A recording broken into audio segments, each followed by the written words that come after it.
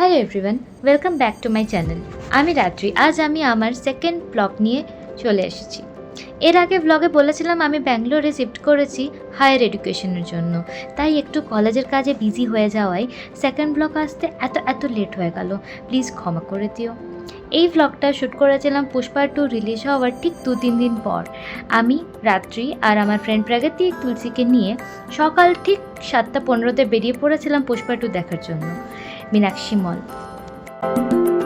এই যে আমরা মীনাক্ষী মলে ঢুকে পড়েছি, কিন্তু এত সকাল সকাল পুরো মলটা ফাঁকা ছিল। এত সকাল সকাল কেই বা আসে মলে, কিন্তু সিনেমার জন্য অনেকজনই ছিল লাইনে ওয়েট করছিল আর পপকর্নের জন্য লাইন দিয়ে বসেছিল। হ্যালো, এটা আমার ফ্রেন্ড প্রাগতি আর এদিকে আমার ফ্রেন্ড তুলসী। হাই। এই যে আমরা ঢুকে পড়েছি সিনেমা হলে সিট খোঁজার জন্য।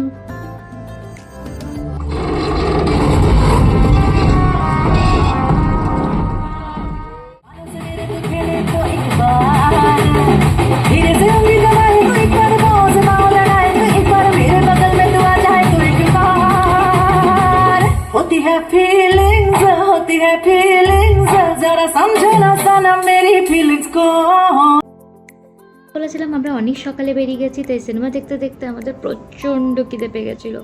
তারপরে একটু বার্গার আর কোল্ড ড্রিঙ্কস খেয়ে পেট ঠান্ডা করলাম। তারপর মীনাক্ষী মলটা একটু ঘুরে দেখলাম।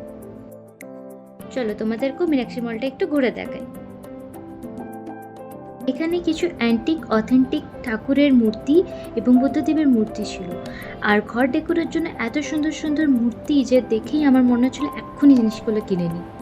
এই যে দেখছো আমার বন্ধুরাও সব এক একটা জিনিস দেখছে আর দামও দেখছে, কারণ তোমরা সবাই জানো ব্যাঙ্গালোর আর ব্যাঙ্গালোরের দাম। বাট ঠিক আছে, স্টুডেন্ট এখন কিনবো না তো কি হয়েছে, এত সুন্দর সুন্দর আইডলগুলো ছিল যে একটু দেখেই মন ভরিয়ে নিই। চলো, এটা হলো মীনাক্ষী মলের প্লে স্টেশন। বাচ্চা থেকে বড় সবাই এখানে খেলছিল আর খুব সুন্দর সুন্দর ছিল। ইচ্ছে আমারও করছিল একটু খেলে নিতে, কিন্তু টাইমে হস্টেলও ফিরতে হবে। সো চলো, টাটা। আমার এই ব্লগটা ভালো লাগলে লাইক, কমেন্ট অ্যান্ড সাবস্ক্রাইব। আর হ্যাঁ, তোমরা অবশ্যই কমেন্ট করে জানিও তোমাদের পুষ্পা 2 কেমন লেগেছে। দেখা হচ্ছে পরের ব্লগে।